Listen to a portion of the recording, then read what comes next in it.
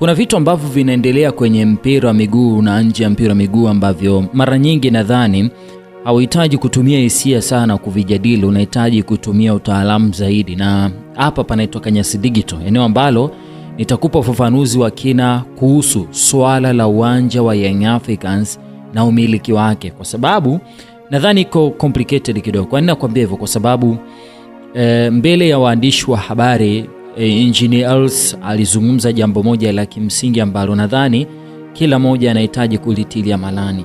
Engineer alisema Young Africans watafungua kampuni mpya ambayo itasimamia issue za uwanja. Na kumbuka uwanja huu itamilikiwa na watu wawili, kwa maana Young Africans pamoja na GSM. Young Africans yeye ameleta ardhi na GSM yeye ameleta fedha kwa ajili ya kujenga uwanja. Kumbuka klabu ya Young Africans ni klabu ambayo inamilikiwa na wanachama kwa 51%. Na kumbuka 49% zitauzwa. So kuna maswali ambayo pengine unaweza ukawa unajiuliza. Kwanza, nani anatoa fedha nzima za ujenzi wa ule uwanja? Mwisho siku umiliki kamili utakuwa chini ya hiyo kampuni. Je, huo uwanja utakuwa sehemu ya mali zisizohamishika za Young Africans au itakuwaje? So nataka nikupe ufafanuzi, na nitakupa ufafanuzi pia kwa kutazama pia kwa wenzetu ambao wameendelea, wao wanasemaje. Kwanza inabidi tujue kwamba umiliki wa hisa wa Young Africans ni mfumo mchanganyiko, ambapo 51% wanachama wa klabu hii wanaimiliki hiyo klabu kwa 51% na wawekezaji ambao wanachukua hizo 49%. Na uongozi wa Young Africans ule muundo ulivyokaa, kuna ile wajumbe 5 kutoka kwenye kila upande ambao wanashika nafasi hizo, ni rais wa klabu, mtendaji mkuu na wajumbe 3 ambao wao wanatengeneza kila kitu kinaitwa Escom. So huku tusikae sana, mimi naamini hiki ni kitu ambacho unakijua, lakini lazima uelewe kwamba ndani ya kikosi ya Young Africans ama ndani ya timu ya Young Africans kuna kampuni inayofahamika kama Young Africans Sports Club Company. Hii inasimamia na kuendesha masuala yote ya kibiashara na uwekezaji. Kampuni hii inamilikiwa kwa pamoja, ambayo tunaita joint venture, kupitia mgawanyo wa 51% ya hisa zilizoko chini ya klabu ya wanachama na 49% ya hisa zilizotengwa kwa ajili ya uwekezaji binafsi, ambapo hii kampuni inasimamiwa na bodi ya wakurugenzi yenye wajumbe 9. Katika bodi hiyo wajumbe 5 wanatoka upande wa klabu ya wanachama na wajumbe 4 wanatoka upande wa mwekezaji, kwa mfano kama vile GSM kama atanunua hisa. Sasa kimsingi kampuni hii jukumu lake itakuwa ni kusimamia mapato ya kibiashara, mikataba ya udhamini kama vile ya SportPesa, usajili wa kiprofessional na uendeshaji wa timu ya mpira. Kampuni hii inasimamia hisa na biashara tu, lakini haina mamlaka ya umiliki juu ya mali za kudumu za klabu kama vile majengo, viwanja na vitu kama hivi. Mali zote zinasalia kwa mali ya klabu ya wanachama. So Young Africans Company Limited inamiliki majengo, ardhi na uwanja, lakini hisa zitakuwa chini ya kampuni ambayo nimeshakwambia. Inabidi unisikilize vizuri. Sasa mfumo huu ambao Young Africans wameenda nao wa kuingia makubaliano na GSM ya kujenga uwanja wao wa nyumbani, ambao Young Africans wanatoa 50% ambao ni uwanja na lile eneo la ardhi, na mwekezaji anaweka 50%. Ni njia rahisi na nzuri zaidi ambayo Young Africans wameamua kuitumia. Utaniuliza kwa nini? Katika makubaliano rasmi yaliyosainiwa, klabu ya Yanga na kampuni ya GSM ya Tanzania Limited wameingia ubia wa umiliki wa 50% kwa 50, tunaita partnership, kwa ajili ya ujenzi wa uwanja mpya wa Jangwani. Kwa nini mfumo huu ni sahihi kisheria na ni salama kwa Young Africans? Moja ni mchango wa mitaji.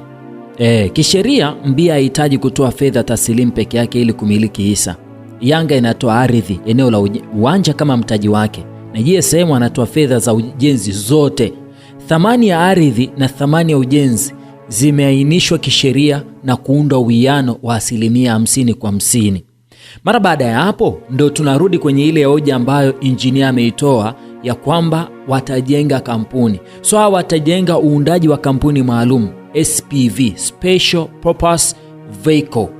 Kisheria, kufungua kampuni tanzu SPV kwa ajili ya mradi maalum wa miundombinu inasaidia kutenganisha madeni na riski za ujenzi na uendeshaji wa kila siku wa timu. Sasa hii pia ni nzuri kwa ulinzi wa mali ya klabu. Kampuni mpya inamiliki uwanja, jengo, sio, na mapato yake kama vile tiketi na matangazo, lakini ardhi yenyewe inabaki kuwa mali ya klabu ya Yanga. Maana yake ardhi yenyewe inabaki kuwa ni mali ya klabu mama ya wanachama wa Young Africans. Huu ni usalama mkubwa sana kisheria. Zipo timu ambazo zinafuata mfumo wa namna hii, na hapa nimekuandalia mifano kadhaa. Ya kwanza ambazo zimeingia kwenye hizi joint venture au partnership. Ya kwanza ni Bayern Munich.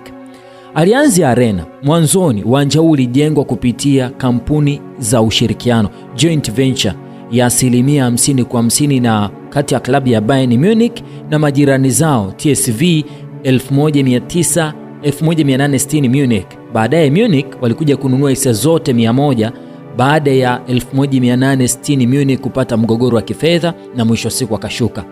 Lakini timu nyingine ni Juventus. Juventus hawa ilisajili kampuni maalum na kuingia ubia na kampuni ya masoko inayofahamika kama Sport5.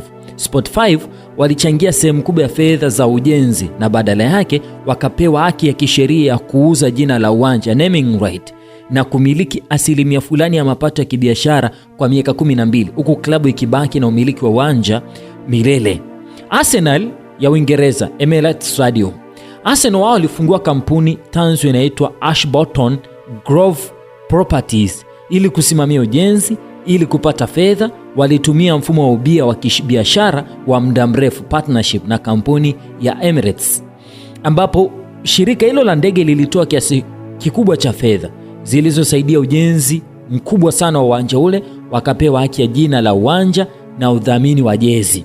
Sasa swali ambalo limeulizwa na watu wengi, hakuta kuwepo na mgongano wa kimaslahi ikiwa GSM ambaye ameingia ubia na Young Africans atanunua hisa za zile 49 ndani kosi ya Young Africans? Hakuta kuwepo na mgogoro wa kibiashara ama mgongano wa kimaslahi. Lakini vipi hii mali ya uwanja itasalia kuwa ni mali ya club ama hiyo kampuni itakayoundwa kati ya Young African Sports Club na GSM? Sasa nataka nikufafanulie, na hapa inabidi twende taratibu. Ukitumia nguvu haya mambo hutayaelewa. Nisikilize kwa makini. Uwanja utaingia kwenye mali za klabu kupitia mfumo wa mkataba wa umiliki wa pamoja, joint venture agreement. Muundo wake wa kisheria umegawanyika hivi: moja, mali ya kudumu ambayo ni ardhi.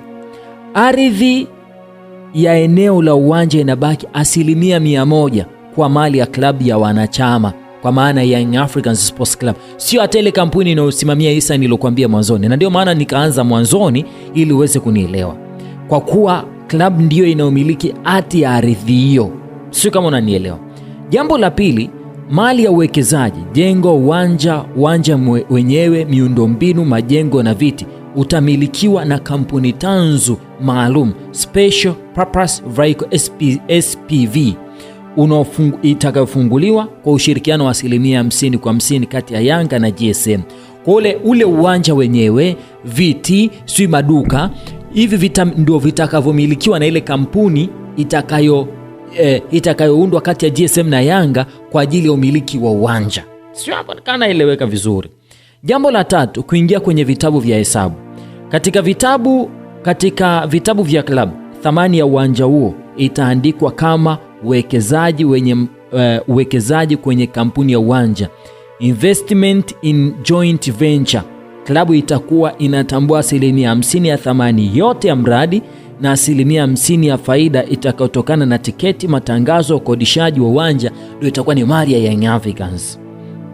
Lakini swali, je, GSM akinunua hisa ndani ya Yanga kutakuwa na mgogoro wa kimaslahi? Hilo ndio swali ambalo watu wengi wamekuwa kijiuliza. Lakini jibu ni hapana. Hakutakuwa na mgogoro wa kimaslahi, tunaitaga conflict of interest, iwapo mikataba na taratibu za kisheria zitazingatia haya mambo yafuatayo. Jambo la kwanza, tofauti ya kampuni, separate legal entities. Kampuni inayomiliki uwanja SPV na kampuni inayoendesha timu ya Young African Sports Club Company ni vyombo viwili tofauti kisheria. Hata kama GSM atakuwa mbia kwenye maeneo yote mawili, mikataba inafanya kati kampuni na mtu binafsi kwa tofauti kabisa.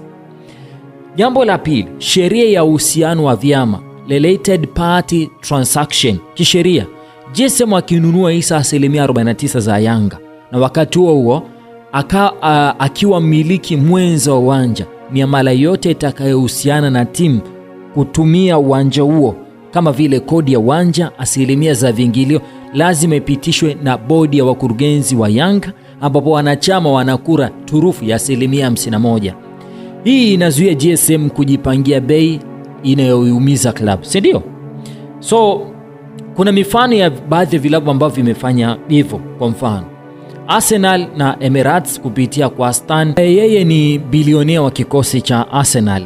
Kupitia kampuni yake ya Kroenke Sports Entertainment ni mmiliki wa hisa za klabu ya Arsenal. Wakati huo kampuni yake ndio inayosimamia na kuwekeza kwenye miradi mikubwa ya maendeleo ya miundombinu ya klabu hiyo. Hakuna mgongano wa maslahi kwa sababu faida ya uwanja inatafsiriwa moja kwa moja kama ukuaji wa mtaji na thamani ya klabu yenyewe. Sasa kuna baadhi ya kampuni ambazo by the way zimefungua kampuni kwa ajili ya kusimamia viwanja. Mfano nimekuambia Arsenal, wao walifungua Ashburton Grove Properties ili kwa ajili ya kusimamia uwanja wa Emirates na vitu kama hivyo, na kampuni hii inashughulikia tu ujenzi, usimamizi wa majengo, ukodishaji wa maeneo ya kibiashara ndani ya uwanja na mikataba yake na jina la uwanja, si ndio, naming rights. Timu ya mpira ya Arsenal Sports Club inalipa kodi au gharama za mechi kwa kampuni hiyo ya uwanja, huku faida inayopatikana ikirudi kuisaidia club mama. So Arsenal wakienda kutumia uwanja wa Emirates, wanailipa hiyo kampuni ya Ashburton Grove Properties Company, na faida inayopatikana inarudi kuisaidia Arsenal. Sio kama unanielewa, yeah. Lakini mfano mwingine ni Real Madrid na Real Madrid Estadio SL. Klabu ya Madrid ilifungua kampuni tanzu maalum kwa ajili ya kusimamia ukarabati mkubwa wa uwanja wao wa Santiago Bernabeu. Na kupitia kampuni ya Real Madrid iliingia ubia wa miaka 20 na kampuni ya uwekezaji wa 60th Street na Legends Hospitality. Makampuni hayo ya uwekezaji yalitoa takriban euro milioni 360 kusaidia miundombinu, na badala yake wakapewa hisa ya 30% ya mapato yote yasiyo ya soka kama vile matamasha ya muziki, matukio mengine ya uwanjani hapo, huku Real Madrid wakibaki na 100% ya uwanja na timu yao kupitia kampuni hiyo. Sio kama umenielewa. Kwa hiyo sasa tofauti ya faida kubwa kwa Yanga Sports Club Company Limited na GSM kama ilivyokuwa kwa Arsenal, Real Madrid, mfumo huu una faida kubwa tatu kisheria na kifedha kwa kikosi cha Young Africans ambao wameamua kufuata. Jambo la kwanza ni ulinzi wa mapato. Fedha za viingilio vya mechi, udhamini wa jezi za Young Africans hazitaguswa kulipia madeni ya ujenzi. Kampuni ya uwanja itajitegemea yenyewe kupitia mapato yake kama ukodishaji wa maduka na vitu kama hivyo. Jambo la pili, usimamizi wa kiprofessional. Kampuni hiyo itakuwa na bodi yake maalum kwa ajili ya wataalamu wa majengo, biashara, tofauti na viongozi wa soka wanavyoshughulikia issue za usajili. So haya ni baadhi ya mambo ambayo nimeona yanahitaji ufafanuzi kidogo wa kuzama ndani na kuweza kuchambua kinagobaga. Mimi kwangu thoughts zangu binafsi, ninadhani Young Africans wamefanya maamuzi sahihi kabisa. Yani hawajakosea kwenye hili. Wamechagua kitu sahihi na wamefanya kitu sahihi. Kinachohitajika kwa Young Africans ni huo.